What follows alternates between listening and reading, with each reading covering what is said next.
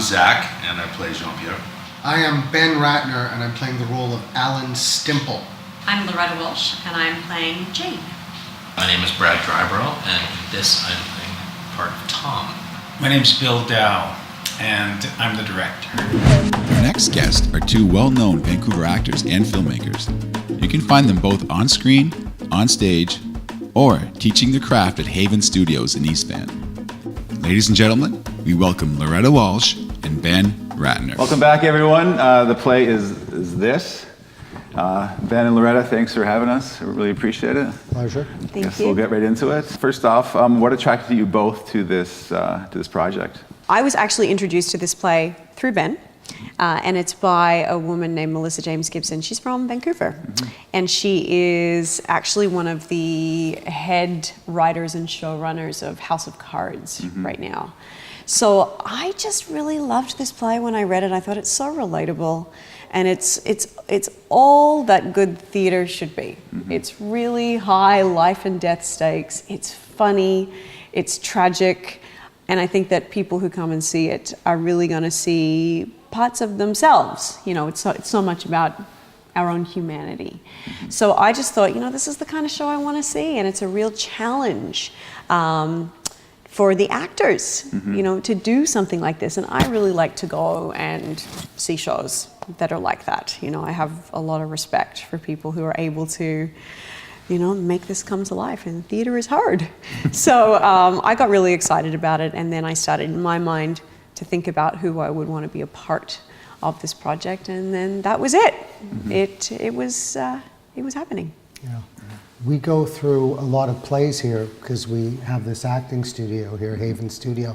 We go through dozens of plays, hundreds of plays, and every once in a while, you know, like when a dog or a cat has a litter, there's that one puppy or that one little kitty that jumps out to you. And they're all great, but there's one that sort of comes to you, and every once in a while a play kind of comes to you like that and just kind of sticks out. And you go, I want that one. Yeah. And you kind of fall in love with it, you know, and this is one of those plays, something about it. I think all of us for different reasons. For me, one of the things about the play was, there's a line that my character has where he says, I just feel a sudden sense of urgency mixed with intense exhaustion. And then the other characters say, that's middle age. That's called middle age. And he goes, I'm middle-aged. He goes, yeah, that's middle-aged. And when I read that line, I just thought, I've never heard it put so succinctly, the feeling of sort of moving, you know, out of your 30s into your 40s and beyond. So yeah, that kind of sealed it for me. Speaking about your character, how did you prepare for your role? Well, I mean, that's a long sort of process that different people do it different ways. For me, I think I tend to make a bunch of decisions really fast, sort of from instinct, and then as time goes away, start stripping away those decisions and realize they were all wrong, and start shifting into what's actually happening in the ensemble. I think sometimes when you're working with good actors like these guys, the ensemble helps you create your character because the way they deal with you is kind of, you go, oh, I'm that guy. Everybody's dealing with me that way, or everybody's enjoying me when I do this or hating me when I do that. So there's things like that, and then there's, you know, there can be a lot of actor mumbo jumbo, and a lot of it for us, I'd say the way we work is very true, but ultimately the character is on the page, and it's our job to bring that character to life with behavior and with truthful interaction with the other people, you know? It's endless what you can do, and at some point the play opens and you're out of time and there's your character. That's very well put. So basically you're reacting to everybody else. That Not helps. necessarily acting, just reacting. Yeah. How about yourself? Any challenges that you faced with your character? Always. You know, it's always a case of you get excited and go, oh yes, this is going to be great, and I really want to play this part, and there's something in it that I find interesting or compelling or challenging, or oh, this is me. And then you begin and it feels like climbing Everest, you know, especially when you're trying to learn all the lines and get it all right. It's like, how are we going to do this? So I sort of feel like once I can really have an understanding of the story, and once I can really know my lines really, really well, then I can play. And then it is absolutely a creative collaboration. And I agree, you know, sometimes I make a lot of decisions straight out of the gate, and then through the rehearsal process realize, oh, hang on a second, that's not quite right. Oh no, you know, this person is different, and I'm discovering that through play, through play and through intellect, and through talking about it, you know, and really collaborating with our director and with the other actors. What's been, let's say, the biggest challenge with this production? Oh, the schedules. Yeah. We have a group of very talented and very busy people, which is what is going to make our show great, because, you know, I really believe that theater lives and dies with the ensemble. It really does. But it's been tricky to get people all in a room together at the same time. So, you know, you sort of think, we've had quite an extended rehearsal process. And so at the beginning you think, oh, we got time. And now we're 2 weeks out and we're like, we don't have time anymore. We So have 2 weeks out? we got 2 weeks. Oh, okay. Yeah. Yeah. 2 weeks. 2 weeks is something. 2 weeks is something. It's like a restaurant opening, you know? Yeah. It just, there Can comes a imagine. point where the fun is over and you gotta get the food on the table, and people are standing outside, and you want it to be great the first time they go, so they tell their friends. That's it, right? Exactly it.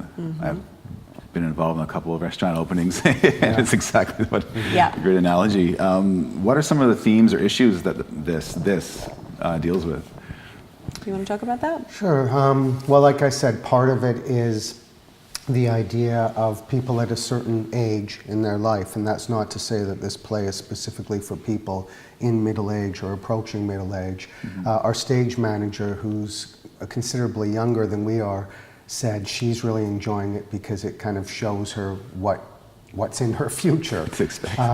But it's really friendship. You know, the plays we're drawn to, Loretta and I, and the plays we've done before, are about friendship and about people sticking together through the most difficult circumstances and high stakes, right? This play, it's about being parents, and it's about loss, it's about losing your loved ones, and those are some of the themes that are obviously relatable to anybody. But more than anything, it's about friendship. It's about fighting with your friends and fighting for their friendship, and losing friends and getting friends back, and just somehow sticking together, which is a rare thing. You know, for most of us, as we get out of our 20s and 30s into our 40s, those friendships start falling apart, or drifting apart anyway. The people you really love, the people who really have your back, you stick together somehow. You make it work. So that's one thing. Another thing is there's sort of an existential element about the play, about who are we and what the hell are we doing here and what's our purpose in life. And another thing is sort of a worldview about, you know, the title comes from dealing with this, right? We're dealing with this, which is just the immediate circumstances of your life. And then another character who's much more worldly than we are tells us that this is nothing. Like this, the whole world, everything that's going on outside of our little microscopic view of the world, that's what counts. So that's a good question, because it's all relative, right? Like our suffering or our joy is only really based on what's immediately in front of us. So that's a big theme that I think is kind of snuck in there amongst a lot of humor and a lot of sort of, you know, there's a lot of you'll laugh, you'll cry. You know what I mean? It's one of those. Exactly. Yeah. Is that all right? Does Yeah, that make sense? that's totally. Nailed it. That's why I think people will like it. You have this school here, Haven Studios. How long have you two been working together? I started working with Ben. I found Haven very shortly after I'd moved to Vancouver, so that was about 10.5 years ago. So that's when we first met. And then I started teaching here at the studio 6 years ago, I'd something say like more that. than that now, probably 7. I lost a couple of years because I had a kid, and so that sort of just Totally I understanding. lost a few brain cells. So probably around 7 Yeah. years. I started the studio in 2002. Wow. Just up the street at another location not far from here. And I've had a number of great acting teachers, but my main teacher was a woman named Ivana Chubbuck, Okay. who's sort of internationally known as an acting coach to the stars and an author of a book called The Power of the Actor. So in '95, she got me started as a teacher. And it's kind of a thing, you know, it's a big deal when someone comes to you and asks you if you want to be an acting teacher. Because when you're younger and you don't have as much experience, you know, some of us, I know I did think, well, how can I be a teacher? What do I have to, you know, I'm a student. And then someone goes, no, I think you got it. She called it actor brain. I mean, rather teacher brain. She said, I think you have teacher brain and you can do this. So I started doing it for her in Vancouver. When she wasn't here, because she's Los Angeles based.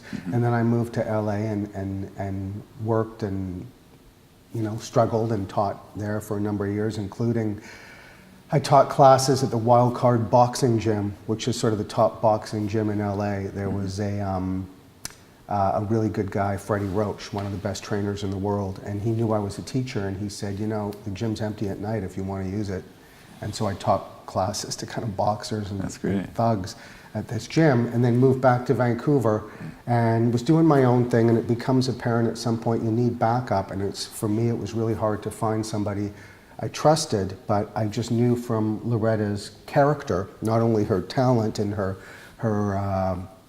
you know, ability and intellect and sort of passion as an artist, but her character, that she was the kind of person that I wanted around here. Our sort of mandate is to be compassionate and create a safe place for people to work, and not to assume that we know everything about acting or everything about the individual, to get to know people individually and deal with them as individuals and find what works for them.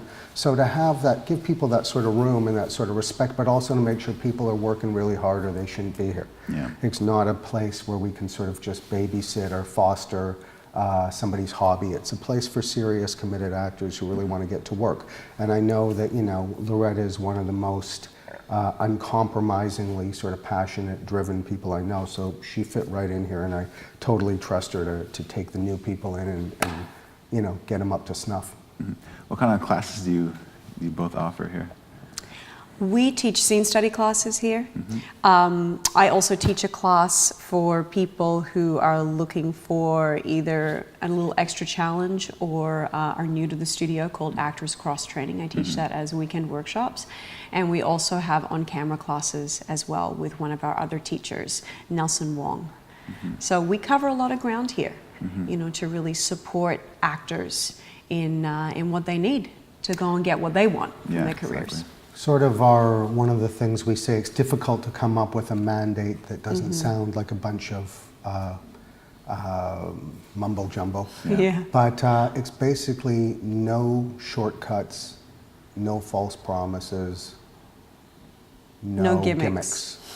No shortcuts, no false promises, no gimmicks. So we're not kind of having a flashy ad saying, we're going to make you, you know, like, it's like, come here and work really, really hard. And, you know, if you've got the thing that keeps you stuck, if you got that thing, the sticking place, if you can stick to something, then we'll support you.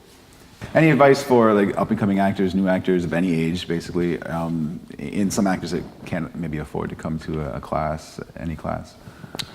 You know, I would say it depends on your experience level, but even if you're not in class, you should be doing something. You should be working on monologues. You should be getting together with friends and reading plays or film scripts out loud. You should be doing everything you can. And find a way. Find a way. You know, we've all been kind of broke actors, I guess, in the past, and just find a way to find the money to really keep getting better and better and better. You know, I think that, you know, some people get a lucky break. For me, I had to really earn everything just through my craft. You know, I didn't have any contacts in the business or anything like that, so it really just comes down to work, and there's no secret. You know, I think if you're uncompromising with yourself and say, this is what I'm gonna do and I'm gonna make it happen, you can. But find your tribe, find your community, you know, and find people who you trust. Yeah, find them or create your tribe, right? Take the initiative and get things started yourself. When you hear the stories of some great theater companies like Steppenwolf or some of these other, you know, world-class theater companies, they started with people doing plays in somebody's living room. That's right. You know, and they just go, you know, we're doing Death of a Salesman at Joe's place tonight. Yeah, Steve Buscemi was famous in New York. He would do plays in his living room because he was just a poor actor, but loved it and was so committed to it, and people knew, you got to go see this guy in his apartment. Wow. He's putting on a play with some other actors. And Steppenwolf, yeah, same thing, church basement. Yeah. We just have a deep love and respect and commitment to wanting to create something together. So let's do it. You know, a lot of actors and people in general, artists, talk about their passion. They go, I'm very passionate about this. But, you know, we've found certainly that passion and work ethic is the same thing. You can be passionate about something as a hobbyist if you want, or you can be passionate about something as a fan. But if you're actually an artist, your passion is your work. So I would say for anybody who wants to do anything, get to work and think about yourself as an Olympic athlete. And ask yourself, how hard does an Olympic athlete work to get in the Olympics? How hard do they work to get a medal? It's just as hard to do this as it is to win, you know, 100%. pole vault 20 feet or whatever the Make hell it to they the do. majors or anything like that, right? Yeah, It's just so- you got to train every day. Yeah, and a final thought on that is figure out, if you can, not only what you want, what your career goals are, but what kind of life you want. And gear your career goals to your life. So if somebody goes, I want to make a lot of money and I want to be famous, I guess that's a lifestyle that people are going to approach. And if somebody goes, I want to do good work that I believe in, or I want to stay at home and raise my family and be an actor. You know, there's many different lifestyles, so it's not just about your craft, it's about what kind of life you want to live. Because you will find some actors who may be successful, but they're living a life that they hate. Yeah. So it's a complicated thing. So basically, you got to find out who you are and what you want, basically, and go from there. Which is an ongoing thing, of course. Yeah. Ongoing. Exactly. Yeah. Is in every situation ongoing. So what's your theory on style, and how important is it for an actor to find their style? What works for them? You want to talk? You want to talk about that? After you. Their style? Well, some people are in the Meisner, some people are Oh, okay. You know, I think that you got to approach each role and each scene differently. If you're preparing for a kid's sitcom, that's obviously going to be a different style and a different way of preparing compared to if you're doing a really, I don't know, gritty police drama, you know, or if you're doing a play, there's going to be some different things that you're going to need compared to, you know, if you're doing a commercial, right? So I think you got to take it case by case, you know, and I think, you know, we don't really work in a paint by numbers way here. We really just work very individually with the people who we have in front of us. So that means offering lots of different tools and techniques to help them with the part that they're currently playing, right? Exactly. Yeah, and I think, you know, your experiences and your teachers will gradually shape your style or your approach. You know, I know for me, I've been lucky and had some great teachers, the two of which that have influenced me the most were Ivana Chubbuck, and her style was very much, the things that she said more clearly than other teachers I previously had, was she talked about winning. So if an actor looks at a story and the character has an objective and an obstacle, what they want and what's in the way, Ivana would always encourage us in our scenes to really play the objective, not the problem. Don't play the problem. Don't wallow in the difficulty and the struggle of the character. Fight through that. And that's pretty clear. That's a pretty clear ideological sort of way of approaching art. Play to win, fight to win. Characters don't always win in stories. But when you watch characters who do everything they can, you know, those characters are truly heroic. And the more they struggle, the more heroic they are, right? So that's one thing. And then another great teacher of mine was Larry Moss, who was very much about technique and about craft and about being able to use your voice effectively. And he would talk about something, he'd talk about sending ideas across the stage, to send ideas. And that's not just on a stage for theater, but, you know, in an intimate situation like this. So I really learned, wow, the importance of voice and how standing and delivering is very underrated in sort of modern acting, because, you know, our generation came up hearing about the stories of all the gurus and the method gurus and all that, so everybody wants to feel, but sort of lost the focus of clearly communicating. So that's a big one. And there's endless amount of books. I'd say for a new actor, read Larry Moss's book, read Ivana Chubbuck's book, read Patsy Rodenberg's book, The Second Circle, which is an incredible thing that's been such a gift to me to read that book as a teacher and as an actor. And read David Mamet's book, True and False, which basically says everything is bullshit and just say the lines. And take that as you may. But, you know, in terms of style, you develop your style over the years by finding out what works and be prepared to shift and adjust as you get more mature and as you sort of perhaps lose some of your need to cry in front of people or rage in front of people, which brings a lot of actors to the table. They got a lot of big feelings they need to get out. And the longer you go on, you see that tears and rage are opposite ends of this spectrum, but there's everything else in between that makes up human behavior, and it's finding the nuance and the truth of that is really what a mature actor finds. You mentioned a few names. How important are these people you're guiding light or mentors, and how important is it to have a mentor? For me, it's been invaluable. This is my mentor. You know, I have another mentor who, I'm originally from Australia, Anthony Wong, who is a wonderful actor and teacher there. And he was the one who introduced me to Ivana Chubbuck, because he studies with Ivana, and said, you should find somebody in Canada who teaches this. And that's how I was connected with Ben. And Ben has become an incredible mentor for me. You know, first in a teacher-student relationship, just really clarified and pushed me to really be, you know, the best that I can be, and to not hold back. And then has been a wonderful mentor for me as a teacher as well. You know, and it's a joy and a privilege to be able to share the stage with him coming up. That really is, for me, that's living. Is this the first time you share a stage together? Second. Second time.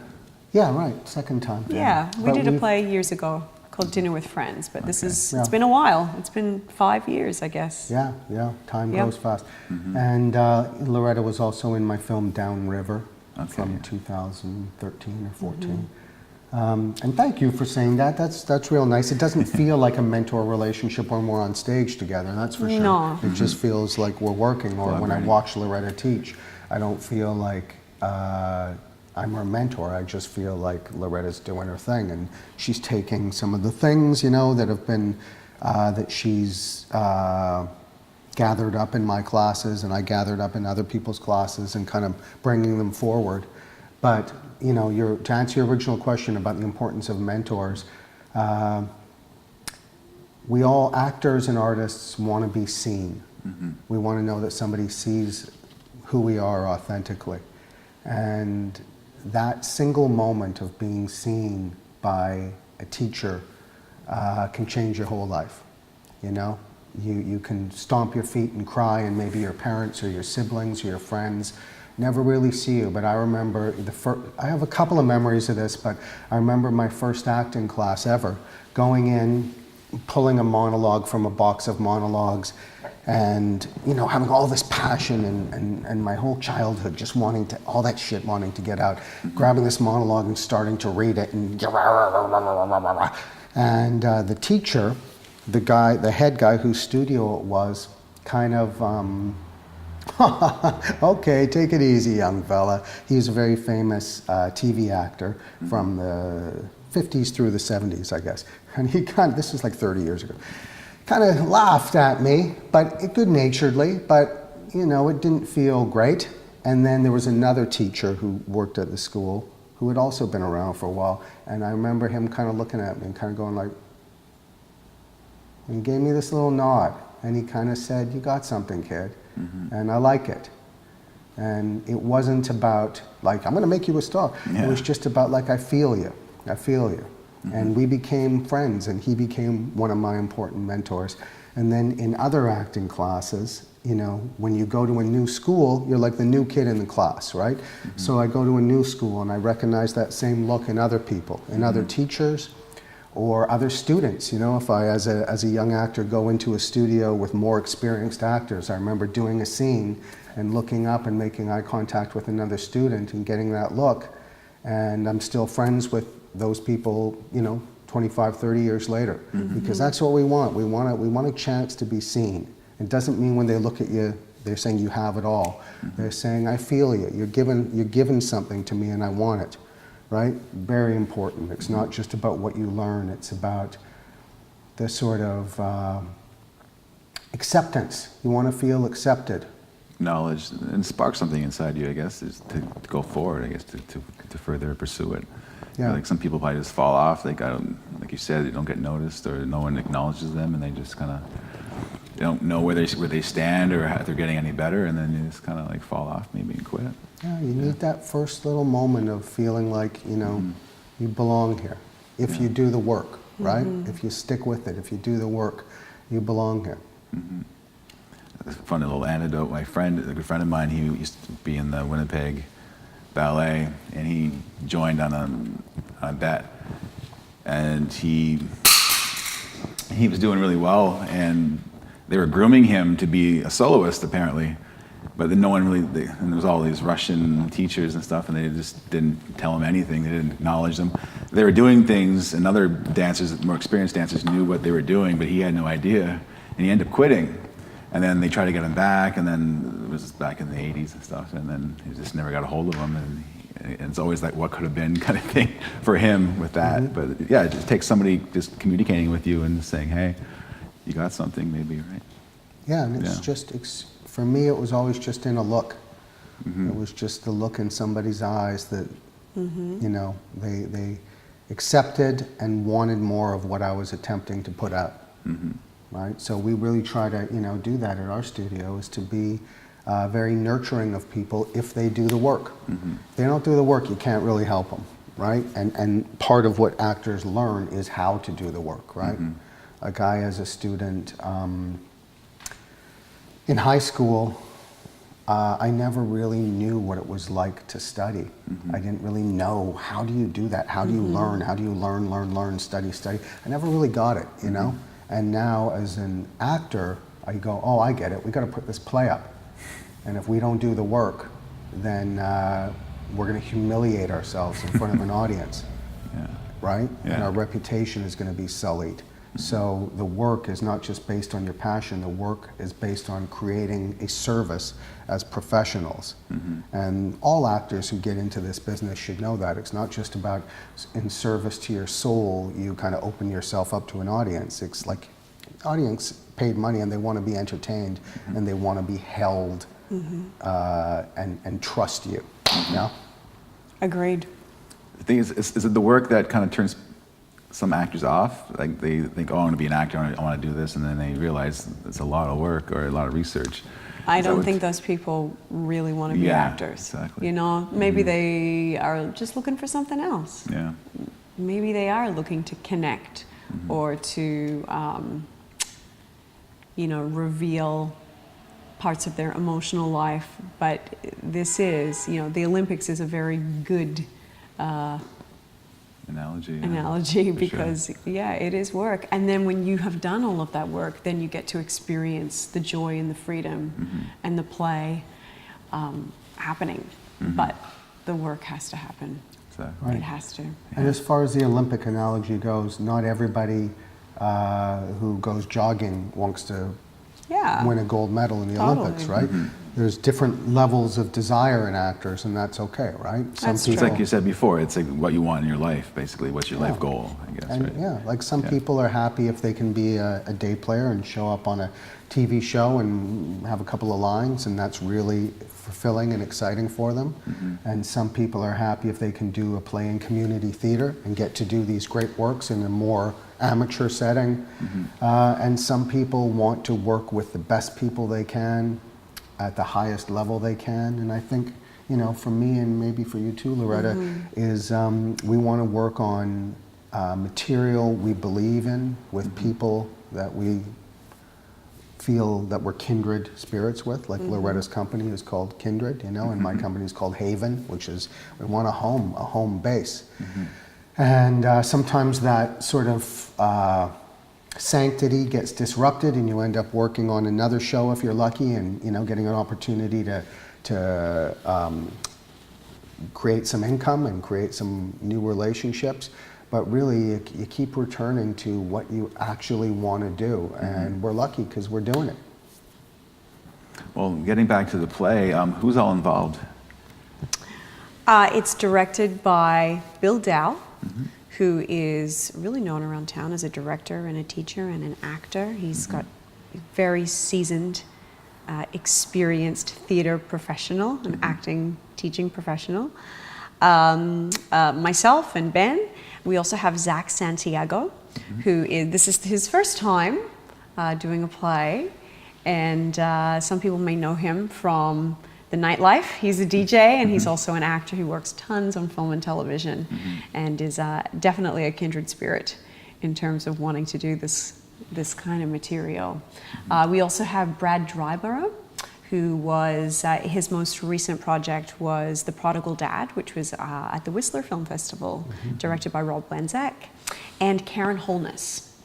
She is also in our cast and has actually had some experience with this play before, and is now coming back to it and doing it with a very different group of people and a different direction. And so we have a really strong and committed and creative group of people who are all coming together to do this. You said you're pretty busy right now. What are you both doing after this? For me, I'm teaching, and I have another play coming up in the fall with a different company called Sex with Strangers. So it will be a very different kind of play, but I'm doing that, and I'm really, I'm really lucky. I'm on a series as well. I'm on One Calls the Heart on the Hallmark channel, and we're going to be shooting season 6 as well. So, there's always things, going on. And even if you don't know, even if the day after you close, you go, I don't know what I'm doing now. That's kind of the exciting thing. It can all change in a day, right? You always look forward to the next morning, waking up to an email Who or a knows? phone call Who or knows? something. Yeah, you're either booked or you're open. I don't think we count on those emails or phone calls. No, exactly. But We it's, do them. yeah. Yeah, and I'm going to be continuing to work on a show called Travelers, a Netflix show, which has been really nice. It kind of came just at the same time as this play. I think that happens a lot with theater. You commit to a play, and then something comes your way. The gods sort of throw you a bone and say you're willing to do all that work. Then we're gonna, make your life a little easier, right? I'd like to believe that anyway. And so I'll be working on that and teaching and running the studio here with Loretta, and I'm going to be continuing to work on my own projects. I also make films and develop stuff for TV and have some projects with some really great people in the works. And right after the play, do another month of teaching, and then I'm going to head to New York and see some plays. Oh, nice. Because I try to do that as often as possible to just really see people working at the top level in the most in front of the most demanding audiences in North America. So I'm looking forward to that, to seeing some great theater. I really enjoyed your role in Wonder. Actually, you played an acting teacher. Thanks. It was a great movie. It was great to see Vancouver and a lot of the shots. And Chris and Kara, they casted that, didn't Yeah. they? Yeah.